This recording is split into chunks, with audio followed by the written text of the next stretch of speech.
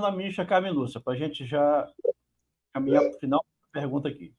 A ministra alegou, né, o segmento à DPF, certo? Argumentando o seguinte: os dispositivos questionados, tá, dos 2 decretos, têm natureza regulamentar. Tá certo, tudo bem. Eu já comentei isso aqui, sem problemas até aí. Que não há controvérsia judicial. Nós mostramos 2. Mas eu gostaria que alguém me dissesse quantas ações são necessárias para que haja controvérsia judicial. Tá? Eu não encontro isso. Tá? Jurisprudência que me diga quantas ações. Para mim, uma bastaria. Para que a controvérsia judicial...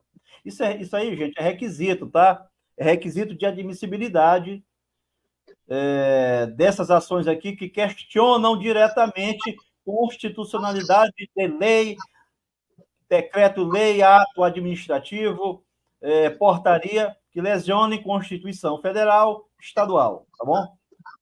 Então, ela diz que não há controvérsia judicial suficiente para caracterizar insegurança jurídica. Minha nossa. Continua. A inexistência é um outro pré-requisito. A inexistência, existindo, né? Outro meio eficaz para sanar a lesão, a DPF, ela não pode ser admitida. Ela até será, tá? Em alguns casos. Aqui nesse ponto aqui eu não vou divergir da ministra, não. Na minha opinião, também há. Eu penso que há. E apresentarei ao final, hein? Aqui, a gente mata a cobra e mostra a cobra morta.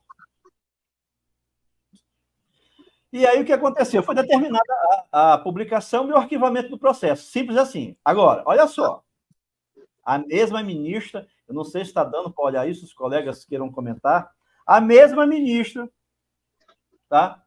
Em uma DPF agora de número 872, diz o seguinte, viu, doutor Marcelo? A mesma ministra. No ano de 2023, tá? De agosto, tá lá, 15 de agosto, lá embaixo, de amarelo.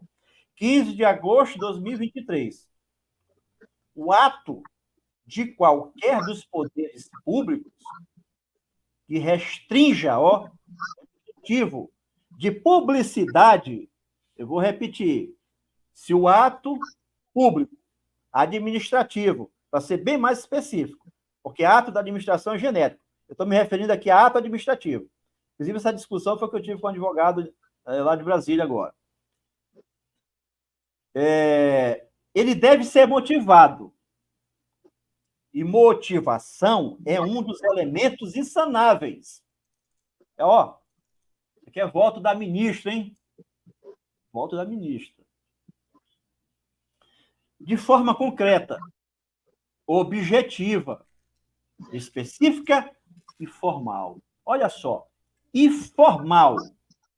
Grave isso aí. O ato, ela. Outro voto. Outro processo. Outra DPF.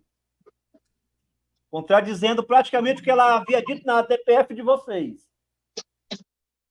Então, o ato administrativo do poder, de qualquer dos poderes públicos, ele deve ser motivado de forma que ele seja concreta, objetiva, específica e formal.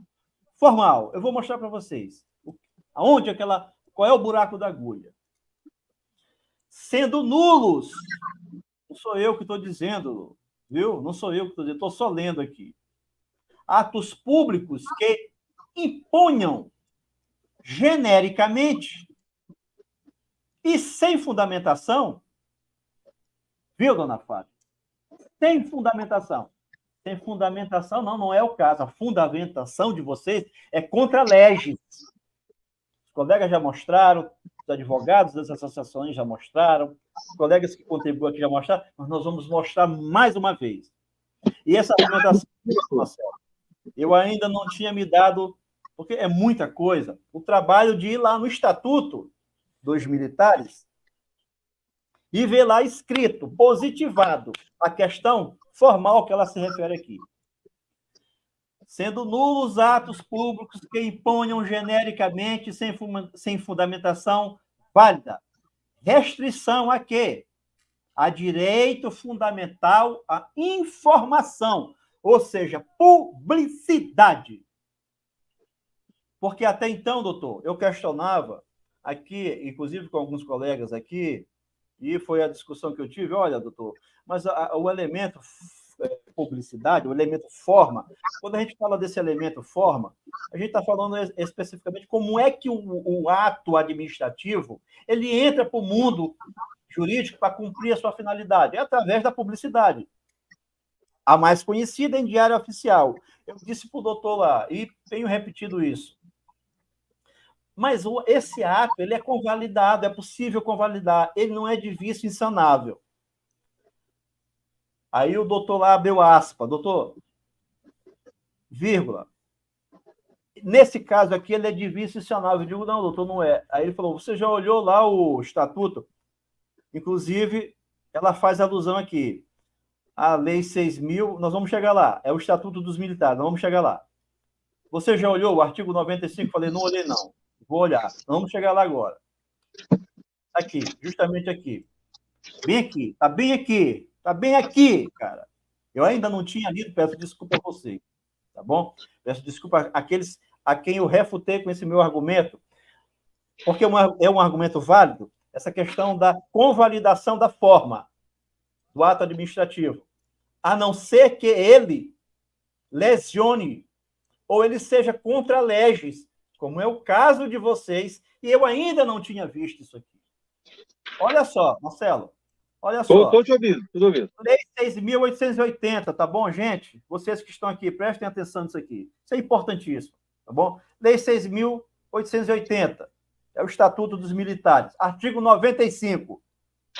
O militar da ativa é enquadrado em um dos itens 1, 2, 3, 4, 5, perdão, e 7 do artigo anterior, ou demissionário, a pedido, continuará no exercício de suas funções, até ser desligado da organização militar em que serve. Ele está tratando justamente aqui do licenciamento, ou do desligamento. Agora, olha o que o parágrafo 1º diz. O desligamento do militar da organização em que serve deverá ser feito após a publicação em diário oficial, vírgula, em boletim ou em ordem de serviço de sua organização militar. Alguém quer comentar aí? Vamos lá, gente. É agora que é hora de comentar.